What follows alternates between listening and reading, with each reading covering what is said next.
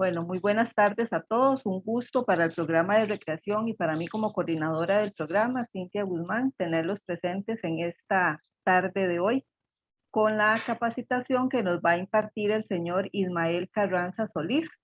Ismael vive en Carrillo, Guanacaste. Él es bachiller en biología tropical, es graduado de la Universidad Nacional, es regente en vida silvestre. Él cuenta con más de 8 años de experiencia en este tipo de trabajos, es supervisor y regente de algunos proyectos de conservación y manejo de vida silvestre, ex situ en Guanacaste, Alajuela, San José y Cartago. Además, es profesor en cursos de historia natural para guías naturalistas y consultor ambiental.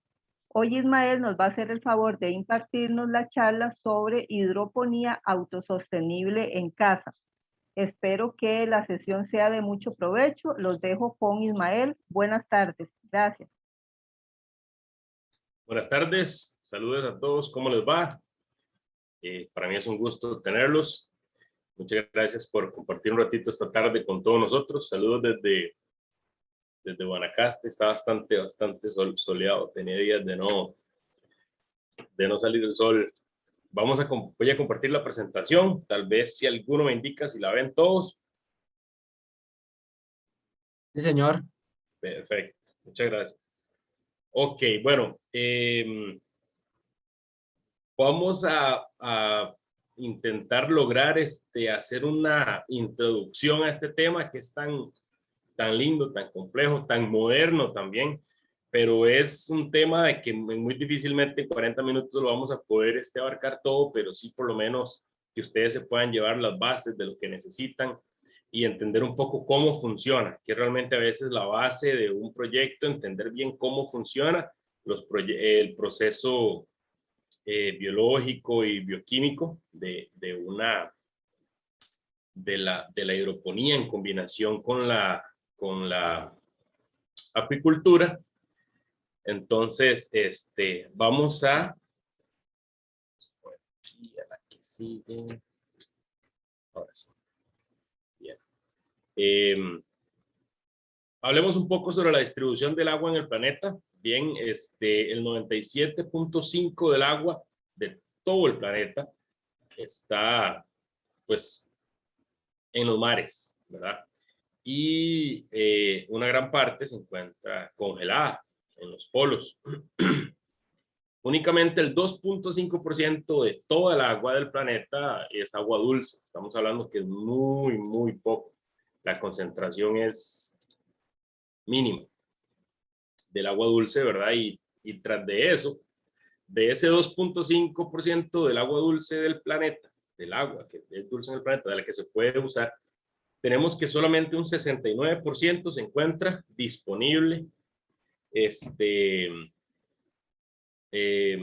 perdón, que el 69% va a estar congelada en estado sólido, en los polos, en las cumbres de las montañas, y de este porcentaje, a ver si pasa la siguiente.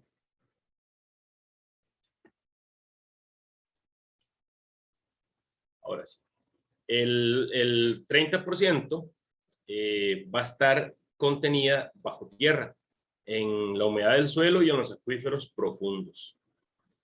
Entonces, accesar a ella es muy complicado.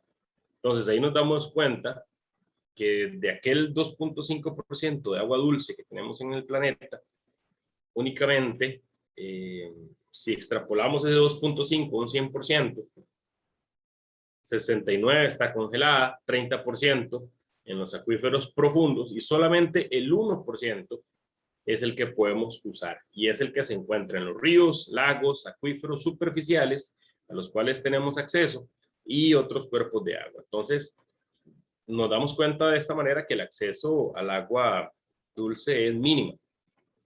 Según la FAO, y esto pues es bastante sorprendente, de ese único 1% de agua dulce al que tenemos acceso, pues resulta que la mayoría se utiliza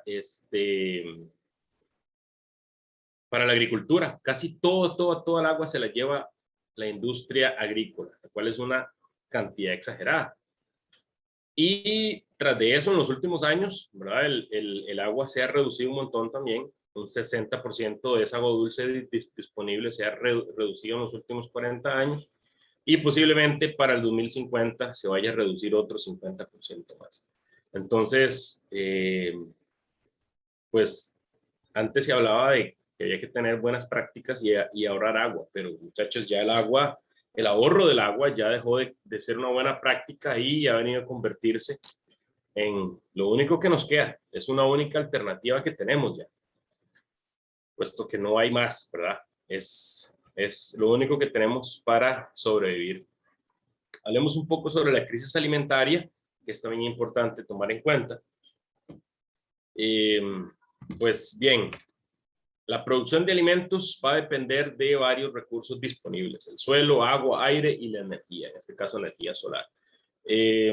Pero hay un sobreuso actual y eso ha llevado a que los recursos se vayan degradando poco a poco. Hay una demanda actualmente sin precedentes a nivel mundial y la pandemia, el COVID, ha agravado muchísimo esta demanda todavía. Entonces, realmente nos enfrentamos a crisis complicadas, ¿verdad?, para la vida del ser humano en el planeta. Tal vez en zonas, bueno, en zonas tropicales como acá, pues no lo sentimos tanto, pero en otros países del mundo sí la crisis se agrava aún más. Un estimado dice que más o menos un 30% de la superficie terrestre ya se ha degradado, perdón. Son suelos que ya han perdido su función, suelos que ya pues prácticamente no sirven, se les ha sacado, como decimos, todo el jugo. Y pues esa degradación, ese 30% está afectando a 3.200 millones de personas, afectándolas negativamente, suelos en los que ya no se puede ni sembrar, ya no son aptos para la siembra por la erosión y otro montón de problemas. Y obviamente todo esto va a contribuir también aumentando pues lo negativo del asunto al cambio climático y a la pérdida de biodiversidad. Seguimos hablando de cosas negativas, qué complicado. Al mismo tiempo, la población mundial crece, se está aumentando. Se estima que unos 8.100 millones para el 2025, más o menos 9.600 millones en el 2050. Y a final de este siglo, posiblemente la Tierra la poblen 10.900 millones de personas. Entonces, a este paso, pues, qué complicado. Pero bueno, las soluciones globales, ¿cuáles son? Y esto ya no es algo que se debe vislumbrar a futuro, es algo que se debe hacer ya, que los gobiernos deben implementar mayores recursos en esto, en el desarrollo de sistemas agroalimentarios, porque hay que producir comida para la gente, pero sin causar más daño al medio ambiente, como lo son los sistemas de agricultura tradicionales. Debemos olvidarnos ya de estos sistemas y utilizar ya modelos de producción que sean mucho más eficientes como, bueno, que no desertifiquen tanto el suelo, no dañen el suelo y que ahorren la mayor cantidad de agua posible. Y aquí es donde entra el tema de la hidroponía. La hidroponía, pues, ha sido muy popular desde hace bastante tiempo y se ha ido modificando poco a poco. Vamos a entrar un poco en el tema de la etimología de la palabra, de la agricultura hidropónica o hidroponía. Viene del griego hidro, que significa agua, y ponos, que se traduce como labor o trabajo. Entonces, es básicamente el cultivo de plantas utilizando una disolución mineral en vez de el suelo.